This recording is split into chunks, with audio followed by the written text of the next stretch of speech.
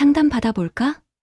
그 말이 시작이었다. 나 최경호 46는 평범한 직장인이다. 20년 가까이 한 회사에서 성실하게 일하며 가정을 책임져 왔다. 아내 유정 43과 고3인 딸 유나 18를 둔 평범한 가장이었다. 문제는 지난 봄부터 시작됐다. 요즘 너무 우울해. 공허하다고 해야 하나. 아내가 갑자기 이런 말을 하기 시작했다. 유나가 고3이 되면서 손이 덜 가니까 그런가 보다 생각했다. 18년 동안 육아에 매달려 살던 여자가 갑자기 혼자만의 시간이 생기면 그럴 수도 있다고 이해했다. 그럼 취미라도 찾아봐. 아니면 친구들하고 모임 같은 거. 내가 제안했지만 아내는 고개를 저었다. 사람 만나는 것도 부담스러워. 뭔가 전문적인 도움이 필요한 것 같아. 그러더니 며칠 후 아내가 말했다. 비대면 심리상담이라는 게 있더라. 집에서 편하게 받을 수 있대. 처음에는 좋은 생각이라고 생각했다. 요즘 코로나 이후로 비대면 서비스가 많아졌고 상담도 그런 식으로 받을 수 있다니 편리하겠다 싶었다. 그래, 해봐. 비용은 얼마나 나와? 그렇게 비싸지 않아. 한 회기에 5만 원 정도, 한 달에 20만 원 정도면 나쁘지 않다고 생각했다. 아내가 우울해하는 것보다는 낫지 않나. 그렇게 아내의 비대면 심리상담이 시작됐다. 매일 저녁 8시가 되면 아내는 거실 한쪽에 노트북을 펼쳐놓고 헤드폰을 끼고 앉았다. 처음에는 진짜 상담인 줄 알았다. 상담사와 대화하는 아내의 목소리가 작고 조심스러웠으니까. 네, 그렇습니다. 요즘 정말 그런 기분이에요. 아, 그런 관점에서 생각해 볼 수 있겠네요. 이런 식이었다. 나는 방에서 TV를 보거나 유나 공부하는 걸 도와주면서 별 신경 쓰지 않았다. 그런데 2주 정도 지나면서 뭔가 달라지기 시작했다. 아내의 목소리에서 웃음이 섞이기 시작한 것이다. 처음에는 가끔씩이었다가 나중에는 아예 낄낄거리며 웃는 소리가 들렸다. 상담인데 이렇게 웃을 일이 있나? 오늘도 정말 도움이 됐어요. 감사합니다. 상담이 끝날 때마다 아내가 하는 말이었다. 그런데 이 감사합니다라는 말에 묘한 다정함이 섞여 있었다. 마치 오랜 친구에게 하는 말 같은 톤이었다. 한 달쯤 지났을 때 유나가 나에게 말했다. 아빠, 엄마 상담받는 거 맞아요? 왜 그래? 글쎄요. 상담이라기보다는 수다 같아 보여요. 맨날 웃기만 하시고 나도 그 생각이 들고 있던 참이었다. 상담을 받으면서 저렇게 웃을 일이 있을까? 더구나 매일 1시간씩 한 달 넘게? 그런데 아내는 확실히 밝아지고 있었다. 예전처럼 우울하다는 말도 안 하고 화장도 다시 하기 시작했다. 옷차림도 신경 쓰고 집에서만 있으면서 왜 이렇게 꿈이나 싶었지만 기분이 좋아진 거면 다행이다 생각했다. 문제는 그 상담 시간이 점점 길어지고 있다는 것이었다. 처음에는 1시간이었는데 어느새 1시간 반, 2시간까지 늘어났다. 게다가 주말에도 추가 상담이라며 노트북 앞에 앉아 있었다. 상담이 이렇게 오래 걸리는 거야? 내가 물어보니 아내가 대답했다. 제대로 된 상담은 시간이 좀 걸려야 해. 깊이 있는 대화를 나눠야 치료 효과가 있다고 하더라고. 일리는 있는 말이었다. 나는 상담에 대해 잘 모르니까. 하지만 뭔가 석연치 않았다. 아내가 상담을 받으면서 이렇게 생글생글 웃을 이유가 있을까? 더구나 상담사에게 오늘도 감사했어요 라고 말할 때의 그 목소리 톤은 뭐였을까? 어느 날 저녁 아내가 상담을 받고 있는데 나는 우연히 부엌에서 물을 마시러 나왔다. 그때 들린 아내의 목소리였다. 저도 선생님 덕분에 많이 달라졌어요. 정말 고마워요. 선생님이라고 부르는 것도 그렇고 그 말투가 너무 다정했다. 마치 연인에게 하는 말 같았다. 그날 밤 나는 잠이 오지 않았다. 설마 하는 생각이 머릿속을 맴돌았다. 20년 가까이 결혼 생활을 해왔는데 아내가 그런 일을 할 리는 없겠지. 하지만 뭔가 이상했다. 다음 날부터 나는 좀 더 주의 깊게 아내를 관찰하기 시작했다. 상담을 받을 때의 표정, 목소리, 그리고 상담이 끝난 후의 모습들을, 그리고 며칠 후 결정적인 순간을 목격하게 됐다. 아내가 상담을 받다가 잠시 화장실에 간 사이 노트북 화면에 채팅창이 떠 있었다. 나는 우연히 그것을 보게 됐다. 오늘도 당신 덕분에 하루가 행복했어요. 이게 상담인가? 이건 분명히 다른 무언가였다. 오늘도 당신 덕분에 하루가 행복했어요. 그 문장이 며칠 동안 내 머릿속에서 맴돌았다. 상담에서 저런 말을 할까? 아무리 생각해도 이상했다. 다음 날 저녁, 나는 일부러 거실을 왔다 갔다 했다. 아내가 상담을 받는 모습을 자세히 관찰하기 위해서였다. 네, 맞아요. 정말 그렇게 생각해요. 아내의 목소리에 웃음이 섞여 있었다. 그런데 그 웃음이 어딘가 다정했다. 마치 좋아하는 남자와 통화할 때의 그런 톤이었다. 아, 그런 일이 있으셨구나. 힘드셨겠어요. 상담사가 뭔가 개인적인 이야기를 하는 것 같았다. 상담에서 상담사가 자기 이야기를 할까? 이것도 이상했다. 1시간 반 정도 지나서 상담이 끝났다. 아내가 헤드폰을 벗으며 말했다. 오늘도 정말 도움이 많이 됐어요. 감사합니다. 그 말투가 너무 달콤했다. 20년 가까이 결혼 생활을 해봤지만 아내가 나에게 이런 톤으로 말한 적은 별로 없었다. 상담이 어떤 식으로 진행되는 거야? 나는 조심스럽게 물어봤다. 뭔가 특별한 게 있나? 아내가 잠시 당황하는 기색을 보였다. 그냥 일반적인 상담이야. 내 고민을 얘기하고 선생님이 조언해 주시고. 그런데 왜 이렇게 웃을 일이 많아? 상담인데 상담이라고 해서 꼭 우울하게만 하는 건 아니야. 감정 교류도 중요한 치료 과정이라고 하더라고. 감정 교류. 이 말이 묘하게 걸렸다. 다음 날 나는 집에 일찍 들어왔다. 아내가 상담받기 전에 뭔가 준비하는 모습을 보고 싶었다. 아내는 거울 앞에서 립글로스를 바르고 있었다. 집에서 비대면 상담을 받는데 화장을 할 이유가 있을까? 화장을 왜 해? 아, 화상으로 하니까 얼굴이 나오잖아. 예의상 좀 신경 써야지. 일리는 있었다. 하지만 뭔가 석연치 않았다. 상담이 시작되고 30분쯤 지났을 때 아내가 화장실에 갔다. 노트북은 그대로 켜져 있었다. 나는 호기심에 화면을 힐끗 봤다. 채팅창에 메시지가 몇 개 와 있었다. 유정 씨, 오늘 특히 예뻐 보이세요. 요즘 많이 밝아지신 것 같아요. 저도 기분이 좋아져요. 이게 상담인가?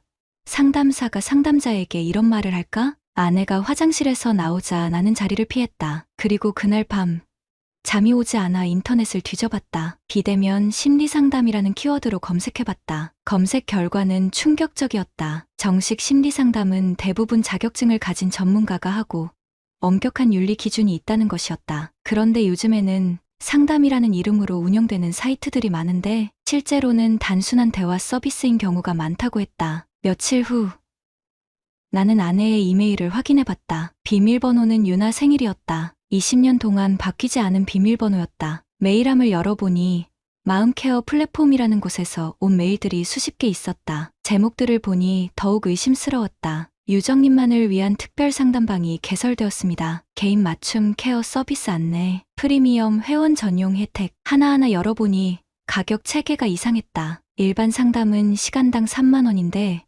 개인 상담방은 시간당 8만 원이었다. 그리고 프리미엄 케어는 시간당 15만 원까지 나갔다. 신용카드 결제 내역도 확인해봤다. 처음에는 정말 시간당 5만 원 정도였다. 그런데 최근 한 달 동안은 매회 10만 원에서 15만 원씩 결제되고 있었다. 한 달에 60만 원. 이게 상담비인가? 그리고 가장 충격적인 건 백진우 선생님 전용 상담방 링크였다. 이름도 나와 있었다. 백진우 38점. 심리상담사라고 되어 있었다. 프로필을 보니 따뜻한 마음으로 여성들의 감정을 치유해드립니다 라고 되어 있었다. 사진도 있었다. 생각보다 젊고 잘생긴 남자였다. 그리고 후기들을 보니 더욱 의심스러웠다. 진우 선생님 덕분에 제 인생이 완전히 바뀌었어요. 이런 분을 만날 수 있어서 정말 행운이에요. 매일매일이 기다려져요. 이런 후기들이 상담에 대한 후기일까?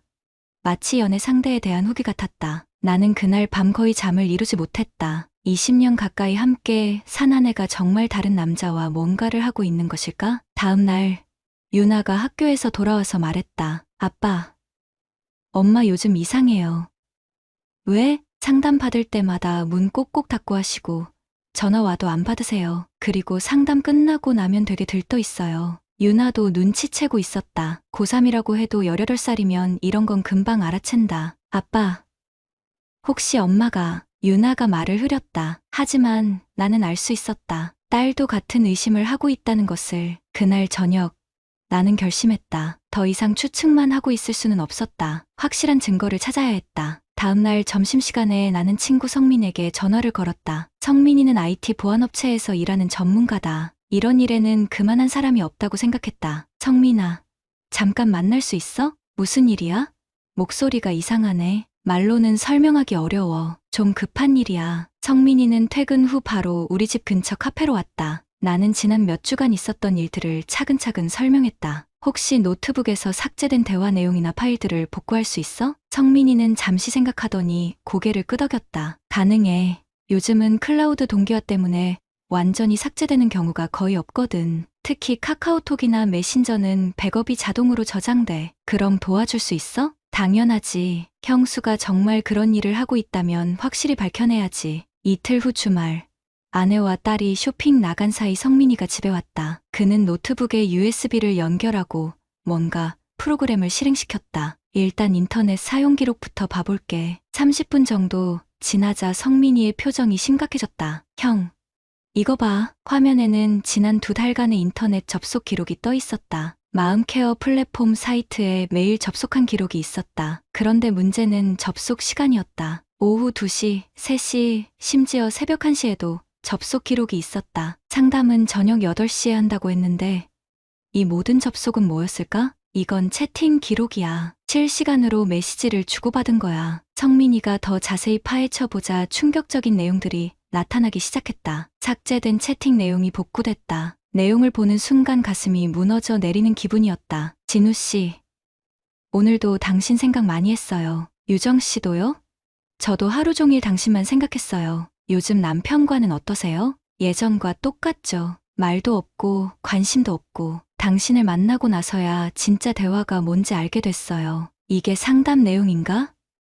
이건 명백히 불륜이었다. 더 충격적인 건 그 다음 대화였다. 유정 씨, 직접 만나서 이야기하면 어떨까요? 만나요? 정말요? 네, 제가 상담 말고 개인적으로 만나고 싶어요. 상담실이 아닌 편안한 곳에서요. 어디서요? 펜션 어떠세요? 조용한 곳에서 진짜 마음의 대화를 나눠보아요. 내 손이 떨리기 시작했다. 성민이도 할 말을 잃은 상태였다. 형, 더 있어. 결제 내역도 확인해봤는데 성민이가 보여준 건 신용카드 온라인 명세서였다. 지난달 25일 힐링 펜션 블루문 예약 결제 28만 원. 그날은 아내가 친정 어머니 병원 간다며 하루 종일 나가 있던 날이었다. GPS 기록도 봐볼까? 성민이가 아내의 휴대폰의 구글 계정에 접속했다. 위치 기록을 확인해보니 그날 아내는 친정이 아니라 경기도 가평의 펜션에 가 있었다. 오후 2시부터 다음 날 오전 10시까지. 이건 뭐야? 나는 의자에 털썩 주저앉았다. 20년 가까운 결혼 생활이 무너져 내리는 소리가 들리는 것 같았다. 형, 더 있어. 이 남자 프로필을 자세히 봤는데 성민이가 백진우의 SNS를 찾아서 보여줬다. 그의 인스타그램에는 여러 여성들과 찍은 사진들이 있었다. 모두 중년 여성들이었다. 그리고 댓글들을 보니 더욱 충격적이었다. 진우쌤 덕분에 인생이 바뀌었어요. 또 언제 만날 수 있을까요? 비밀이야. 흐흐. 이런 댓글들이 수십 회씩 달려 있었다. 이 남자는 상담사가 아니라 기혼 여성들을 전문적으로 노리는 사기꾼이었다. 자격증도 가짜일 가능성이 높아. 정식 심리상담사 명단에 이름이 없거든. 성민이의 말에 분노가 치밀어 올랐다. 그런데 분노보다는 허탈감이 더 컸다. 아내가 이런 사기꾼에게 속아서 가족을 배신했다는 사실이 믿어지지 않았다. 영상통화 기록도 있어. 봐야 할까? 성민이가 조심스럽게 물어봤다. 나는 고개를 끄덕였다. 어차피 다 알아야 했다. 영상통화 기록을 확인해보니 더욱 충격적이었다. 통화 배경이 우리 집 침실이었다. 아내가 침대에 앉아서 그 남자와 영상통화를 하고 있었다. 그것도 거의 매일. 이게 상담이야? 나는 주먹을 꽉 쥐었다. 20년 동안 함께 사용한 침실에서 다른 남자와 이런 일을 하다니. 형, 결정해야 해. 이 증거들로 충분히 법적 대응이 가능해. 성민이가 조심스럽게 말했다. 상간자 소송도 할 수 있고 이 남자가 사기까지 친 거라면 형사고발도 가능해. 나는 컴퓨터 화면을 바라보며 생각했다. 지난 2달 동안 아내가 매일 저녁 웃으며 나눈 대화들. 그 모든 게 거짓이었다. 상담이라는 이름으로 포장된 불륜이었다. 그리고 그 사기꾼은 우리 가정만 망가뜨린 게 아니었다. SNS를 보니 다른 가정들도 똑같이 망가뜨리고 있었다. 성민아, 이 모든 증거들 정리해서 USB에 담아줄 수 있어? 당연하지. 그런데 어떻게 할 거야? 나는 창밖을 바라보며 말했다. 끝까지 가야지. 이런 일이 더 이상 일어나지 않도록. 그날 밤, 아내가 또 상담을 받고 있을 때 나는 방에서 모든 증거들을 다시 한번 정리했다. 채팅 기록, 결제 내역, 위치 정보, 영상통화 기록, 그리고 백진우의 사기 행각까지. 이제 대면할 시간이 왔다. 모든 증거를 정리하는데 일주일이 걸렸다. 성민이가 도와준 덕분에 완벽한 자료가 나왔다. 채팅 기록 47개, 결제 내역 23건, GPS 위치 추적 기록, 그리고 백진우의 사기 행각을 입증하는 자료들까지. 이제 시간을 정해야 했다. 언제, 어떻게 이 모든 걸 드러낼 것인가. 그 기회는 생각보다 빨리 왔다. 지난 토요일 저녁 유나가 학원에서 돌아와서 말했다. 아빠, 엄마 또 내일 친정 간다고 하던데요. 친정? 아내는 부엌에서 설거지를 하고 있었다. 나는 유나에게 작은 목소리로 물었다. 며칠 전에도 갔었잖아. 맞아요. 그런데 할머니가 아프신 것도 아닌데 왜 자꾸 가시는지 모르겠어요. 나는 즉시 알았다. 또 그 남자와 만날 계획인 것이다. 유나야, 내일 오후에 시간 있어? 네. 왜요? 엄마한테 중요한 얘기를 해야 할 것 같아. 내가 있어줬으면 좋겠어. 유나는 무슨 일인지 대충 눈치를 챈 듯했다. 고개를 끄덕였다. 다음날 오후 2시. 아내가 나가려고 준비하고 있었다. 평소보다 화장을 진하게 하고 새로 산 원피스를 입고 있었다. 어디 가는 거야? 나는 차분하게 물었다. 친정이라고 했잖아. 엄마가 무릎이 아프다고 해서. 거짓말이었다. 어제 장모님께 안부 인사 전화를 드렸는데 아무 이상이 없으셨다. 그럼 가기 전에 잠깐 앉아. 할 얘기가 있어. 나중에 해도 되잖아. 늦겠어. 지금 해야 해. 내 목소리에 뭔가 다른 기운이 있었나 보다. 아내가 멈칫했다. 유나도 거실로 나왔다. 우리는 모두 소파에 앉았다. 나는 미리 준비해둔 노트북을 열었다. 뭐야? 갑자기 왜 이래? 아내가 불안한 표정을 지었다. 백진우가 누구야? 그 이름을 듣는 순간 아내의 얼굴이 새하얗게 변했다. 누구라니? 뭔 소리야? 심리상담사 백진우, 나이 38세, 마음케어 플랫폼 운영자. 나는 차근차근 말했다. 모른다고 할 거야? 진짜 몰라. 상담사 이름까지 외우고 다니지 않아. 아직도 발뺌을 하려고 했다. 나는 노트북 화면을 아내 쪽으로 돌렸다. 그럼 이것도 몰라? 화면에는 아내와 백진우의 채팅 기록이 떠 있었다. 진우 씨, 오늘도 당신 생각 많이 했어요. 유정 씨도요? 저도 하루 종일 당신만 생각했어요. 아내가 입을 다물지 못했다. 유나도 충격받은 표정으로 화면을 바라봤다. 엄마, 유나의 목소리가 떨렸다. 이게 상담이에요? 나는 다음 화면을 열었다. 펜션 예약 기록이었다. 힐링 펜션 블루문. 지난달 25일. 너 친정 간다고 했던 날이지? 경호야.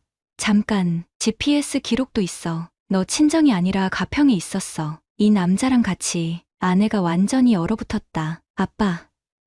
이게 진짜예요? 유나가 믿기지 않는다는 표정으로 물었다. 진짜야. 너희 엄마가 2달 동안 이 남자와 불륜을 했어. 상담이라는 이름으로. 경호야, 제발. 아내가 울먹이기 시작했다. 제발 뭘? 2개월 동안 매일 저녁 이 남자랑 채팅하고 영상통화하면서 상담이라고 했어? 나는 영상통화 기록도 보여줬다. 우리 집 침실에서 그 남자와 통화하는 아내의 모습이었다. 이것도 상담이야? 유나가 자리에서 일어났다. 엄마, 정말 실망이에요. 유나야.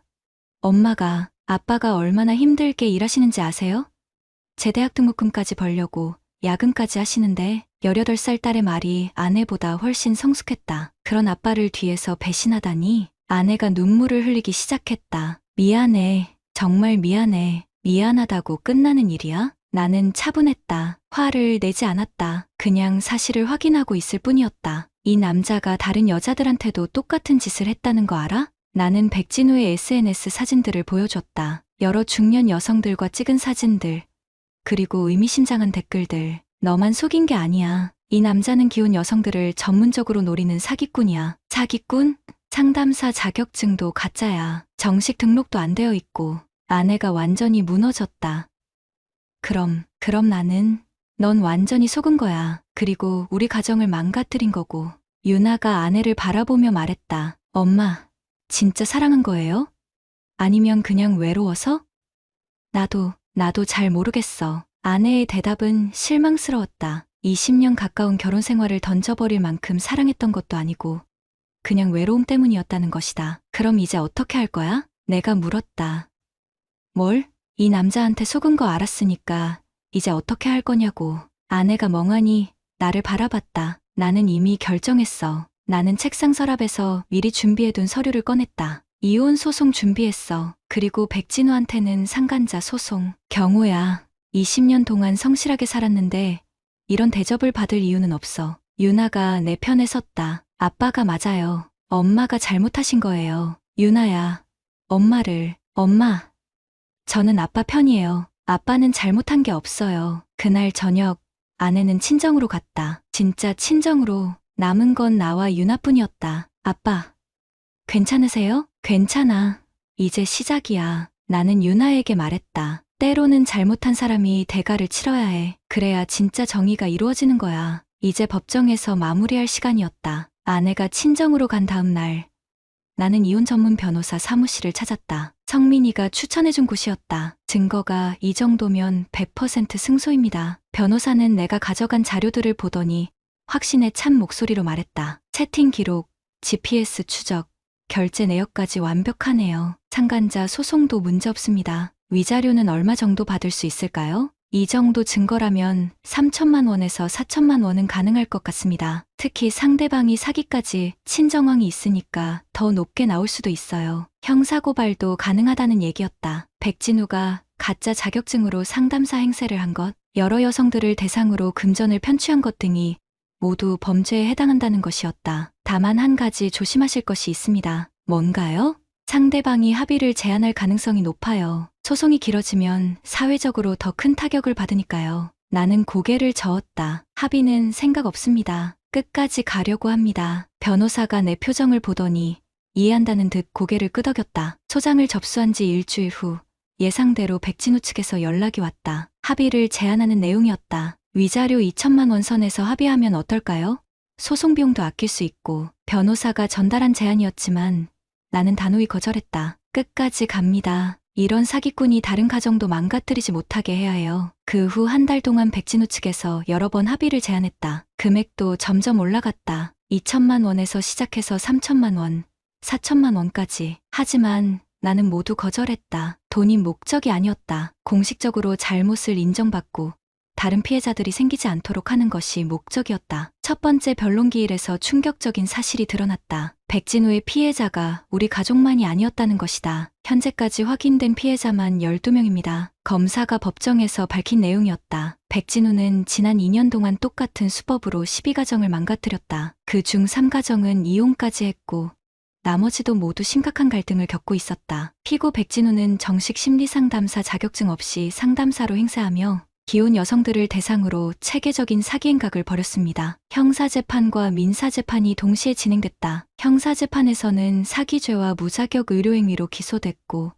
민사재판에서는 12가정이 모두 손해배상을 청구했다. 백진우는 법정에서도 끝까지 발뺌했다. 진심으로 상담을 해드렸습니다. 사랑은 죄가 아니잖아요. 그 말을 듣는 순간 분노가 치밀어 올랐다. 12가정을 망가뜨려 놓고도 사랑이라니. 재판이 진행되는 동안 놀라운 일이 일어났다. 백진우의 실체가 언론에 보도되기 시작한 것이다. 가짜 상담사, 12가정 파괴, 온라인 상담 사기 피해 확산, 중년 여성 노린 신종 사기 수법. 언론 보도가 나가자 더 많은 피해자들이 나타났다. 전국에서 비슷한 피해를 당한 사람들이 신고를 했다. 백진우가 운영하던 마음케어 플랫폼은 폐쇄됐다. 경찰이 압수수색을 했고 회원 명단을 확보해서 추가 수사에 들어갔다. 3개월 후 판결이 나왔다. 피고 백진우는 원고에게 위자료 3,500만 원을 지급하라. 민사재판에서 승소했다. 다른 피해자들도 모두 비슷한 액수의 위자료 판결을 받았다. 형사재판에서는 징역 2년 6개월이 선고됐다. 집행유예 없는 실형이었다. 판결 후 백진우가 나에게 다가왔다. 죄송합니다. 제가 정말 잘못했습니다. 38살 남자가 고개를 숙이며 사과하는 모습이 한심했다. 사과는 당신이 망가뜨린 12가정에게 하세요. 나는 차갑게 대답했다. 그리고 감옥에서 반성하시고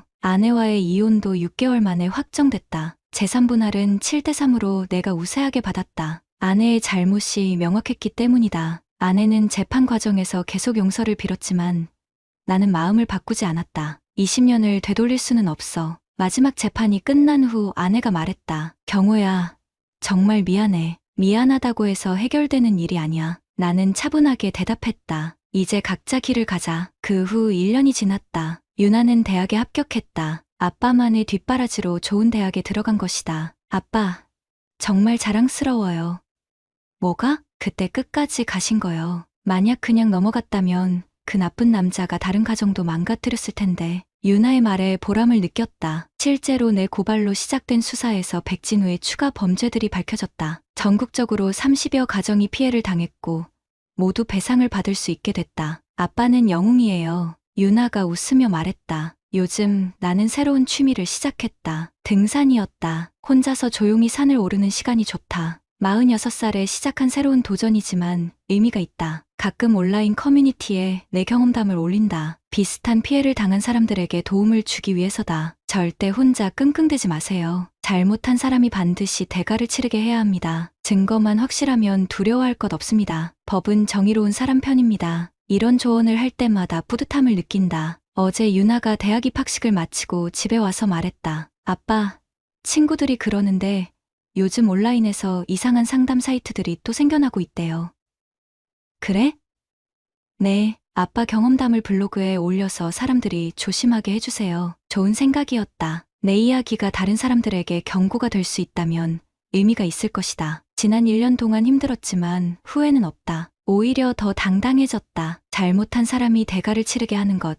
그것이 진짜 정의라는 걸 깨달았다. 그리고 무엇보다 유나와의 관계가 더 깊어졌다. 딸이 아빠를 믿고 의지하는 모습을 보면서 내가 옳은 선택을 했다는 확신이 든다. 이제는 새로운 시작이다. 46살. 아직 늦지 않았다. 다정한 말 한마디보다 진심 없는 감정이 더 위험하다. 내가 이번 일을 통해 얻은 교훈이다. 그리고 이 교훈을 많은 사람들과 나누고 싶다. 구독자님들, 오늘 사연 댓글로 공유해 다른 분들과 함께 의견 나눠보세요. 저도 읽어보며 소통하겠습니다. 시어머니 약 먹일 시간을 알리는 알람이 울렸다. 오전 8시, 점심 12시, 저녁 6시, 취침 전 10시. 네 번의 알람은 내 하루의 기둥이자 족쇄였다. 팔을 들기조차 힘겨워하는 어머니의 입에 약을 넣고 목이 매지 않도록 물을 조심스레 따라 넣는 일. 그리고 그 와중에도 보지 못하는 드라마 대사를 놓치지 않으려 TV에 시선을 고정하는 어머니. 약을 먹이는 내 손길을 당연하게 여기는 모습에 종종 서러움이 치밀었다. 엄마 일은 내가 더 잘 아니까 아침에 병원비 더 넣어놨어. 남편 재석은 언제나 그렇게 말했다. 45세, 성실한 세무사로 집안의 경제적 책임은 완벽히 져주지만 시어머니의 간병은 온전히 내 몫이었다. 그는 경제적 지원이라는 형태로만 가족에 참여했다. 어머니가 뇌졸중으로 쓰러진 지 1년째, 병원 침대는 우리 거실로 옮겨졌고 내 살림살이는 약통과 기저귀 더미에 밀려났다. 시어머니의 상태가 나빠지면서 의사는 전문 요양시설을 권했다. 끝내 남편도 동의했고 한 달 전부터 주 3일은 시어머니를 요양원에 모시게 되었다. 나머진 내가 집에서 돌봐야 했다. 숨 쉴 공간이라 여겼지만 요양원 방문은 또 다른 의무가 되었다. 그날도 요양원 복도를 걸으며 어깨에 무게를 느꼈다. 벽에 걸린 달력을 보니 내 인생의 12째 달이 흘러가고 있었다. 42세, 열정도 꿈도 없이 그저 남의 누군가로 살아온 시간들. 돌아가려던 참에 낯선 목소리가 들렸다. 보호자분, 잠시 시간 괜찮으세요? 처음 본 남자였다. 요양원 사회복지사 명찰을 단 그는 38살 정도로 보였다. 차분한 미소와 단정한 외모가 인상적이었다. 이도영이라고 합니다. 어르신 상담 담당자예요. 어머님 적응하시는데 도움이 필요한지 여쭤보려고요. 사무적인 상담이라 생각했다. 하지만 그의 첫 질문은 뜻밖이었다. 보호자님은 괜찮으세요? 순간 눈시울이 뜨거워졌다. 언제 누가 내게 괜찮냐고 물었을까? 남편은 단 한 번도 간병하는 내 상태를 묻지 않았다. 시어머니는 불평만 늘어놓았고 바쁜 14살 딸 서연이는 학교에 정신이 팔려 있었다. 네, 괜찮아요. 도영의 눈빛은 내 거짓말을 꿰뚫어보는 듯했다. 상담실 소파에 앉자 왠지 모를 안도감이 밀려왔다. 상담은 시어머니 이야기로 시작했지만 어느새 내 이야기를 하고 있었다. 남편의 무심함, 간병의 외로움, 내가 사라진 일상에 대한 푸념까지. 요양보호사님이 오시는 날이면 집에서 혼자 TV 보는 게 제일 행복해요. 제가 이런 말 해도 되나요? 도영은 고개를 끄덕였다. 비난도 판단도 없는 그의 시선이 낯설었다. 상담이 끝나고 복도를 걸을 때 그가 내 팔을 잠시 잡았다. 유소연님, 보호자분이 가장 힘드세요. 다들 환자만 걱정하죠. 내일도 오실 거라면 커피라도 한잔할까요? 어르신 상태도 더 말씀드릴 게 있고요. 집으로 돌아오는 차 안에서 이상하게 가슴이 뛰었다. 남편에게 말하려다 그만두었다. 어차피 재석은 그래? 좋은 복지사 만났네라는 형식적인 대답만 할 테니까. 저녁 식탁에서 서연이가 내 얼굴을 유심히 바라봤다. 엄마, 오늘 표정이 달라요. 뭐 좋은 일 있었어요? 순간 심장이 쿵 내려앉았다. 14살 딸의 예민한 감각이 날 꿰뚫어보는 듯했다. 나도 모르게 손이 떨렸다. 아니야. 그냥 요양원에서 어머니가 조금 나아지신 것 같아서 그날 밤 침대에 누운 나는 도영에 괜찮으세요? 라는 질문을 계속 떠올렸다. 단순한 질문이었지만 몇 년 만에 처음으로 누군가 내 존재를 알아봐 준 것 같았다. 옆에 누운 남편은 등을 돌린 채 코를 골고 있었다. 같은 이불 아래 누워있지만 우리 사이의 거리는 점점 멀어지고 있었다. 내일 요양원에 갈 때 무슨 옷을 입을지 고민하는 내 모습이 낯설었다. 이런 설렘이 언제부터 잊혀졌던 걸까? 작은 균열이 내 일상에 생겨나고 있었다. 요양원에 가는 날이 기다려지기 시작했다. 아침마다 거울을 더 오래 들여다보게 되었고 버리지 못하고 있던 원피스를 꺼내 입었다. 치매를 앓는 할머니가 예쁜 애라고 말해줬을 때 가슴이 따뜻해졌다. 남편에게서는 오랫동안 듣지 못했던 말이었다. 도영과의 커피 약속은 요양원 상담실에서 시작되어 이제는 근처 카페로 옮겨졌다. 처음엔 시어머니 이야기만 했지만 점차 내 이야기, 우리 이야기로 발전했다. 10번째 만남에서 그가 내게 물었다. 요즘은 소연 씨가 웃는 모습이 많아졌어요. 집에서도 그러세요? 문득 집에서의 내 모습이 떠올랐다. 요양원에 오는 날과 집에 있는 날의 표정이 다르다는 걸 깨달았다. 집에서는 말수가 점점 줄었고 남편과는 필요한 대화만 나누었다. 서연이의 학교 이야기에도 예전만큼 호응하지 못했다. 이제 누가 소연 씨 걱정 좀 해줬으면 해요. 도영의 그 말에 눈물이 핑 돌았다. 손수건을 건네던 그의 손이 내 손에 닿았다. 우린 서로의 눈을 바라보았다. 길었다. 일상적인 시선 교환이라기엔 너무 길었다. 둘 다 선을 넘지 않으려 했지만 이미 마음은 그 선을 흐리고 있었다. 이제 가봐야 할 것 같아요. 서둘러 자리에서 일어나며 카페를 나왔다. 가슴이 너무 뛰어 숨이 막힐 것 같았다. 이런 감정이 올바른 건지 내가 지금 뭘 하고 있는 건지 혼란스러웠다. 차 안에서 나는 내 얼굴을 더듬었다. 볼이 달아오른 것이 거울에도 보였다. 42세 주부가 10대처럼 설레고 있다는 사실이 우스웠다. 동시에 죄책감이 밀려왔다. 집에 도착하자 서연이가 현관에서 기다리고 있었다. 평소라면 방에서 나오지도 않았을 시간이었다. 엄마, 괜찮아요? 얼굴이 빨개요. 딸의 시선이 날카로웠다. 14살 아이의 눈이지만 내 마음을 꿰뚫어보는 듯해 불안했다. 아냐. 그냥 요양원에서 할머니가 좀 힘드셔서 빨리 왔더니 그런가 봐. 서연이는 고개를 갸웃거리며 내 뒤를 따라왔다. 부엌에서 저녁 준비를 하는데 딸이 계속 내 곁을 맴돌았다. 전에 없던 행동이었다. 엄마. 요즘 요양원 갈 때만 화장하고 옷 신경 써서 입어요. 전에는 안 그랬는데 심장이 내려앉는 느낌이었다. 급히 화제를 돌렸지만 내 마음속 혼란은 더 커졌다. 정말 내가 이상해진 걸까? 행동이 바뀐 걸까? 저녁을 준비하며 자꾸 도영의 얼굴이 떠올라 칼질을 하다 손가락을 베었다. 그 주에는 도영과의 약속 시간을 조금씩 늘렸다. 시어머니 면회를 마치고도 상담이 필요하다는 핑계로 1시간, 2시간을 더 머물렀다. 그 시간이 기다려졌다. 아침마다 요양원 갈 준비를 하며 거울 앞에 서는 시간이 늘었다. 오랫동안 사용하지 않던 향수도 꺼내 뿌렸다. 저녁 식탁에서 남편은 내 달라진 향기에 눈치채지 못했다. 하지만 서연이는 코를 킁킁거리며 물었다. 엄마, 향수 새로 샀어요? 나도 모르게 잔이 떨어질 뻔했다. 남편이 고개를 들었다. 향수? 너 그런 거 안 쓰잖아. 15해를 함께 살았는데 그는 내가 결혼 전에 늘 향수를 뿌렸다는 걸 기억하지 못했다. 나는 침을 꿀꺽 삼켰다. 세일해서 오랜만에 하나 샀어. 식탁은 다시 침묵에 잠겼다. 남편은 시어머니 병원비 이야기만 하다가 서재로 들어갔다. 설거지를 하는데 서연이가 다가왔다. 엄마, 요양원에 있는 그 아저씨 정말 엄마한테 잘해줘요? 순간 그릇을 떨어뜨릴 뻔했다. 가슴이 터질 듯이 뛰었다. 도영과 나 사이에 어떤 일도 없었는데 왜 이렇게 당황스러운 걸까? 무슨 소리야?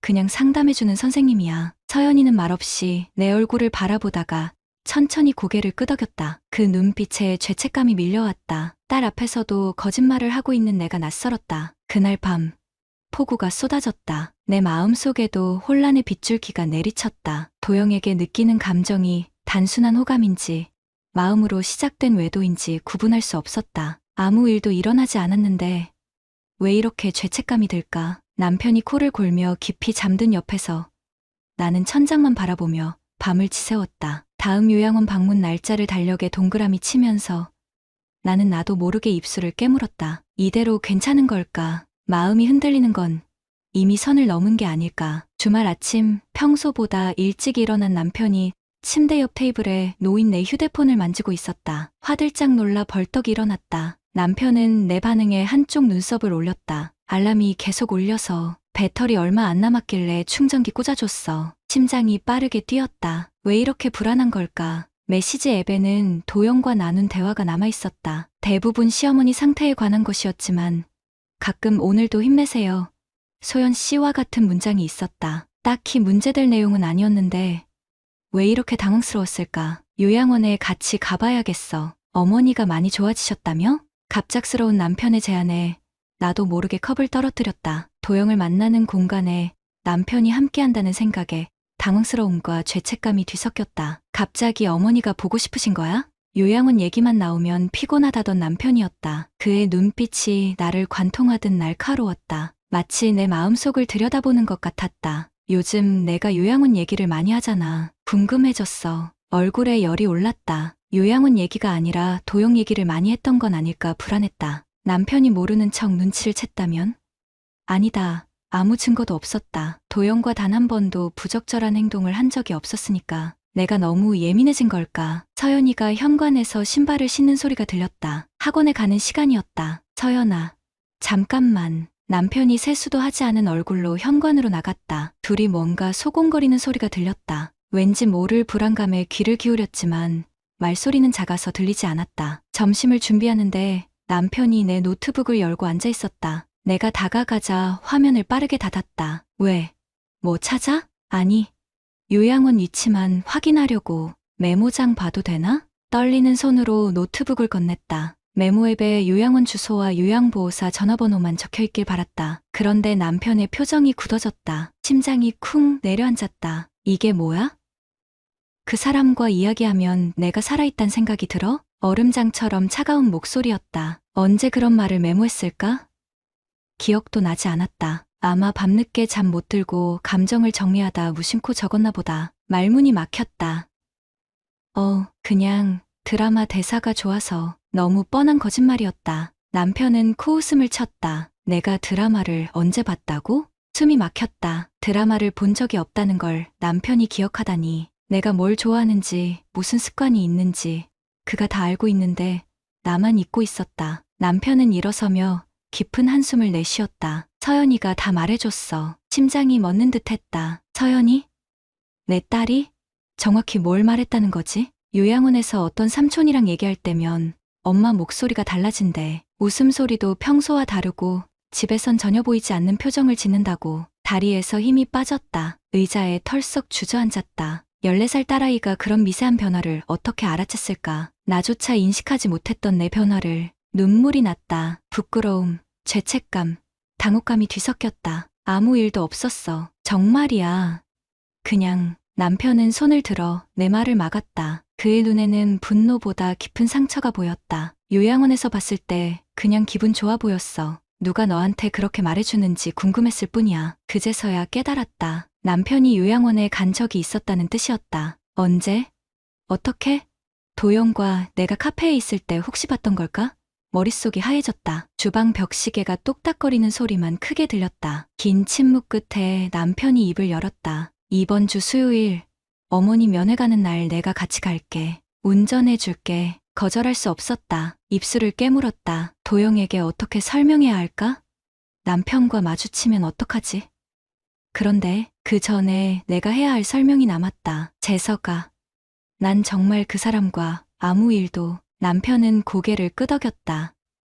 알아. 그래도 우리 같이 가보자. 내가 왜 그렇게 요양원 가는 날만 기다리는지 보고 싶어. 화내지 않는 그의 반응이 오히려 더 무서웠다. 내 마음을 알고 있으면서도 참는 모습. 평생 감정 표현에 서툴렀던 남편이 이렇게 차분할 수 있다는 게 의외였다. 그날 저녁 서연이의 방 불이 늦게까지 켜져 있었다. 조심스레 문을 두드리고 들어갔다. 서연이는 책상에 엎드려 있었다. 서연아, 엄마한테 화났니? 고개를 들어 나를 바라보는 딸의 눈에는 눈물이 고여 있었다. 엄마, 아빠가 매일 밤소리 없이 울어요. 나도 봤어요.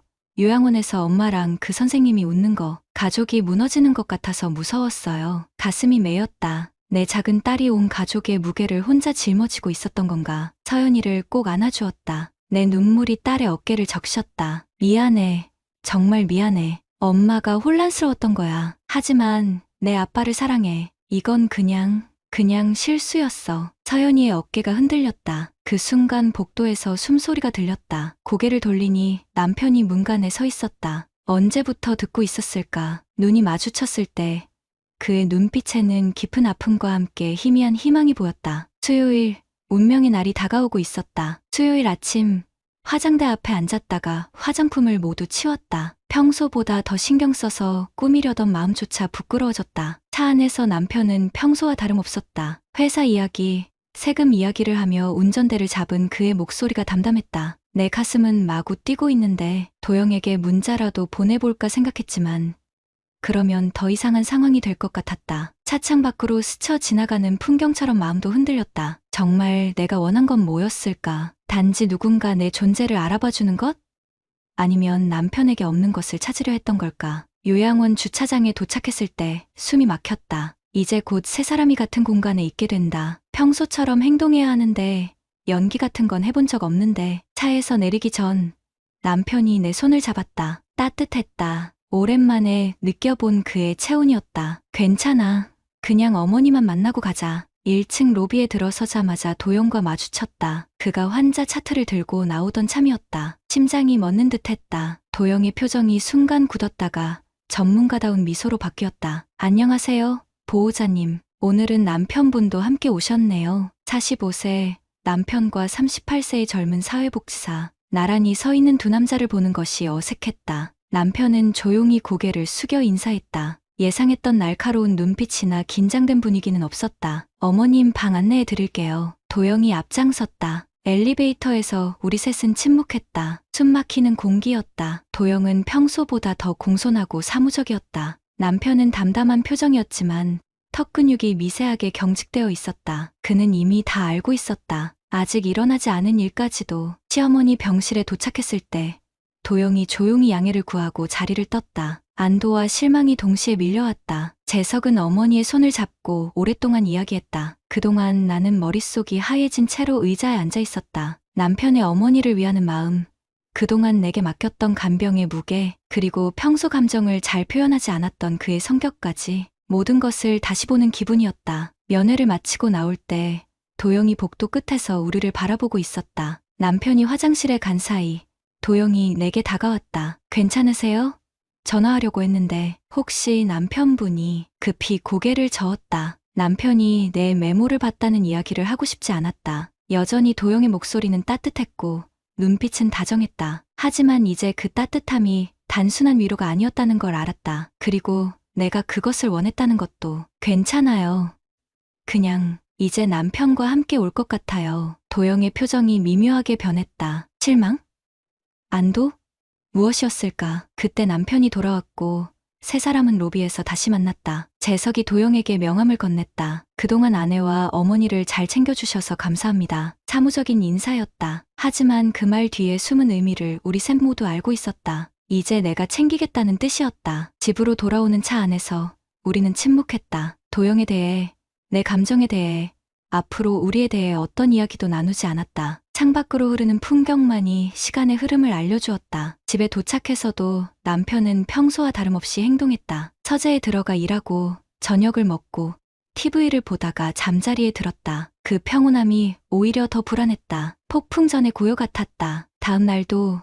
그 다음 날도 우리는 도영에 대해 이야기하지 않았다. 마치 그런 일이 없었던 것처럼. 하지만 내 마음은 갈피를 잡지 못했다. 무슨 말이라도 해야 할 것 같았다. 미안하다고, 아무 일도 없었다고, 그저 마음이 혼란스러웠을 뿐이라고. 일주일이 지난 금요일 저녁 식탁을 차리며 넋을 놓고 있었다. 서연이가 학원에 간 시간. 남편과 단둘이 있는 집안은 너무 조용했다. 괜찮아? 갑작스러운 남편의 물음에 접시를 떨어뜨릴 뻔했다. 15해 동안 거의 들어본 적 없는 질문이었다. 그가 내게 걱정을 묻는 것이. 눈물이 왈칵 쏟아졌다. 숨이 가빠졌다. 어떻게 괜찮을 수가 있어? 나 혼자 모든 걸 감당하는데 당신은 한 번도 내가 힘든지 물어본 적 없잖아. 그저 집안일, 육아, 시어머니 간병까지 당연하다는 듯이. 참았던 감정이 터져나왔다. 소리치고 있는 내 모습이 낯설었다. 그동안 억눌렀던 모든 것들, 외로움, 소외감, 인정받고 싶은 마음까지. 남편은 묵묵히 내 말을 들었다. 그래서 그 사람한테 마음이 갔던 거야? 위로받고 싶어서? 날카로운 질문에 숨이 막혔다. 하지만 진실을 말해야 했다. 그 사람은 그냥 내 존재를 알아봐 줬어. 당신도, 시어머니도, 심지어 서연이도 가끔은 내가 없는 사람처럼 대했는데 남편의 표정이 흔들렸다. 늘 감정을 감추던 그의 눈에 물기가 맺혔다. 맞아. 내가 혼자 다 했지. 내가 너무 당연하게 생각했어. 아내니까, 엄마니까 당연히 할 거라고. 그가 천천히 다가와 테이블 위에 놓인 내 손을 잡았다. 따뜻했다. 요양원 복지사의 손이 아닌 15년을 함께 살아온 남편의 손이었다. 이제라도 묻고 싶어. 괜찮았냐고. 그동안 많이 힘들었지? 그 한마디에 모든 벽이 무너졌다. 어떻게 이렇게 단순한 말 한마디가 이토록 큰 위로가 될 수 있는지 남편의 품에 안겨 울었다. 그간의 모든 감정을 쏟아내듯이 그도 내 등을 토닥이며 눈물을 흘렸다. 미안해. 난 정말 아무 일도. 남편은 고개를 저었다. 알아. 상처받은 마음이 다른 곳에서 위로를 찾은 거지. 그럴 수 있어. 식탁의 반찬들은 식어갔지만 우리 사이엔 오랜만에 따뜻한 대화가 이어졌다. 서로의 상처와 기대, 실망과 희망까지, 남편의 진심 어린 사과, 그리고 내 혼란스러웠던 마음까지 모두 꺼내놓았다. 당신이 내 손을 잡아주었다면 그 사람의 위로는 필요 없었을 거야. 순간 알 수 없는 후회와 안도감이 교차했다. 도영은 그저 내 삶의 균열을 비춰준 거울이었을 뿐이었다. 우리의 회복은 이제 시작이었다. 그날 이후 우리의 관계는 달라졌다. 하지만 15년 동안 쌓인 문제가 하루아침에 해결될 리 없었다. 남편은 요양원 일을 더 이상 내게만 맡기지 않았다. 간병 도우미를 따로 고용했고 주말마다 함께 시어머니를 보러 갔다. 도영은 더 이상 내 담당이 아니었다. 다른 사회복지사로 변경을 요청했다고 했다. 내 마음에 잠깐 스쳐간 아쉬움은 죄책감으로 바꿔 삼켰다. 재석이 처음으로 가족 상담을 제안했을 때 놀라웠다. 감정 표현에 서툴고 그런 것들을 불필요하게 여기던 그가 우리 셋이 함께 이야기해보자고 했다. 서연이는 처음엔 거부했다. 14살 사춘기 딸에게 부모의 문제를 함께 풀어가자는 것이 부담스러웠을 테니 당연했다. 첫 상담 날 녹색 벽의 상담실에 세 사람이 앉았다. 서연이는 내내 고개를 숙이고 있었다. 상담사가 물었다. 서연이는 어떤 점이 가장 힘들었니? 딸의 떨리는 목소리가 방을 채웠다. 엄마가 달라진 게 무서웠어요. 집에선 말도 없고 우울해 보이다가 요양원 가는 날만 화장하고 예쁘게 꾸미고 아빠가 혼자 울고 있는 것도 봤어요. 우리 가족이 깨질까 봐 걱정됐어요. 가슴이 찢어지는 듯했다. 내 딸이 우리 부부의 문제를 끌어안고 있었다니. 남편도 고개를 떨구었다. 그 순간 우리 모두가 깨달았다. 이건 단순히 나와 재석의 문제가 아니라 우리 가족 전체의 문제였다는 것을. 상담은 일주일에 한 번씩 2달간 계속되었다. 처음엔 어색했지만 점점 솔직한 대화가 오갔다. 내가 얼마나 외로웠는지, 아이와 남편이 얼마나 나를 필요로 했는지, 그리고 서로에게 바라는 것들. 상담사는 시어머니 간병으로 인한 번아웃 소진이 우리 가족 균열의 한 원인이라고 짚었다. 감정적 외도는 그 균열에서 파생된 증상이었던 것이다. 부부는 서로의 신호를 놓치기 쉽습니다. 특히 오랜 세월 함께하다 보면요. 상담사의 말이 가슴에 와닿았다. 남편은 경제적 책임을 다하는 것으로 가족 사랑을 표현한다 생각했고 나는 인정과 공감이 필요했다. 서로 다른 언어로 사랑을 말하고 있었던 것이다. 경제적인 문제도 솔직히 논의했다. 요양원 비용과 간병인 고용으로 가게가 빠듯해졌지만 재석은 기꺼이 야근을 줄이고 시간제 업무로 전환했다. 내게도 변화가 필요했다. 남편에게 모든 경제적 부담을 떠넘기는 건 공평하지 않았다. 나도 일하고 싶어. 서연이가 이제 중학생이니까 파트타임이라도. 오랜만에 찾아온 내 의욕에 남편은 깜짝 놀랐다. 그리고 곧 행동으로 옮겼다. 지인의 사무실에서 주 3일 격리 업무를 시작했다. 시작은 어색했지만 내 힘으로 돈을 버는 기쁨이 컸다. 첫 월급으로 우리 가족 식사를 대접했을 때의 뿌듯함은 잊을 수 없다. 서연이와의 관계도 달라졌다. 상담사의 조언대로 주말마다 둘만의 시간을 가졌다. 처음엔 카페에서 어색하게 앉아 있었지만 점차 대화가 늘었다. 내 딸이 어떤 꿈을 꾸는지, 어떤 고민이 있는지 들었다. 놀랍게도 서연이는 심리학자가 되고 싶다고 했다. 우리 가족이 겪은 일이 그 아이의 미래를 바꿔놓은 것 같아 마음이 아팠다. 엄마, 그 요양원 선생님, 이제 안 만나요? 어느 날 서연이가 조심스레 물었다. 솔직히 대답했다. 안 만나. 사실 엄마가 혼란스러웠던 거야. 그분은 엄마가 힘들 때 위로해 주셨지만 그게 다야. 엄마의 진짜 자리는 여기. 너희 곁이니까. 서연이의 표정이 밝아졌다. 그 순간 깨달았다. 내가 얼마나 소중한 것들을 놓칠 뻔했는지. 요양원 방문도 달라졌다. 이제 온 가족이 함께 간다. 시어머니도 손자를 보며 더 활기를 찾았다. 간병 도우미 덕분에 전적으로 내가 돌볼 필요도 없어졌다. 도영을 마주치는 일도 있었지만 그저 의례적인 인사만 나눴다. 그가 내게 건넨 위로는 소중했지만 그건 잠시 스쳐간 바람 같은 것이었다. 남편과 나는 매주 토요일 아침 함께 걷는 시간을 만들었다. 처음엔 어색했지만 걸으며 나누는 대화가 우리를 연결해 주었다. 한 걸음 한 걸음 내딛는 동안 서로의 이야기를 들었다. 그의 어린 시절, 내 청춘의 꿈들, 앞으로 우리가 함께 하고 싶은 것들까지. 말수 적은 남편이지만 걸을 때만큼은 평소보다 많은 이야기를 했다. 내가 잘 표현을 못해서 늘 미안했어. 어느 산책길에서 그가 갑자기 말했다. 그의 솔직한 고백에 눈시울이 뜨거워졌다. 완벽하지 않아도 괜찮았다. 우리는 서로의 부족함을 이해하며 함께 걸어가고 있었다. 6개월이 흐른 어느 날 시어머니가 편찮으셔서 응급실에 갔다. 밤새 남편과 병원 의자에 앉아있으며 우리는 손을 꼭 잡았다. 이제 서로의 손을 놓지 않게 되었다. 어려운 순간에 함께한다는 것의 의미를 알게 된 것이다. 괜찮아? 남편이 물었다. 예전 같았으면 당연히 괜찮아라고 거짓말했을 테지만 이제는 솔직히 대답할 수 있었다. 조금 힘들어. 하지만 당신이 곁에 있어 다행이야. 지금 우리 결혼 생활이 완벽하다고 말할 수는 없다. 여전히 다투기도 하고 서로를 이해하지 못하는 순간도 있다. 시어머니 간병이 쉬워진 것도 아니다. 하지만 이제 우리는 함께 문제를 맞닥뜨린다. 더 이상 나 혼자가 아니다. 얼마 전 우연히 도영을 마주쳤다. 그가 다른 병원으로 이직한다고 했다. 잠시 침묵이 흘렀고 그가 물었다. 행복하세요? 대답 대신 미소를 지었다. 감사함과 미안함이 담긴 미소였다. 그는 알아챈 듯했다. 가을의 마지막 날, 우리 가족은 함께 공원을 거닐었다. 남편이 내 손을 자연스럽게 잡았다. 예전에는 상상도 못했던 일이다. 서연이는 앞서 걸으며 자기 또래들처럼 휴대폰을 보며 킥킥거렸다. 소연아. 남편이 내 이름을 불렀다. 그의 목소리엔 따뜻함이 담겨 있었다. 앞으로도 내가 놓치는 게 있으면 말해줘. 내 마음을 알고 싶어. 그 순간 깨달았다. 내 손을 잡아준 건 도영이었지만 놓지 않은 건 남편이었다. 그리고 그 손을 계속 잡고 싶은 건 나였다. 결혼 생활은 한 번의 실수로 무너지는 게 아니라 매일의 노력으로 다시 세워지는 것이었다. 인생의 길에는 많은 균열이 있다. 그 틈으로 다른 무언가가 들어올 수도 있다. 하지만 중요한 건 그 균열을 어떻게 메우냐는 것이다. 우리 부부는 그 균열을 통해 서로를 다시 보게 되었다. 금이 간 도자기를 금으로 메우는 금긋기처럼 우리의 상처는 새로운 이해와 사랑으로 채워지고 있었다. 완벽하진 않지만 우리는 함께 걷고 있다. 그것으로 충분하다. 구독자님들, 오늘 사연 댓글로 공유해 다른 분들과 함께 의견 나눠보세요. 저도 읽어보며 소통하겠습니다.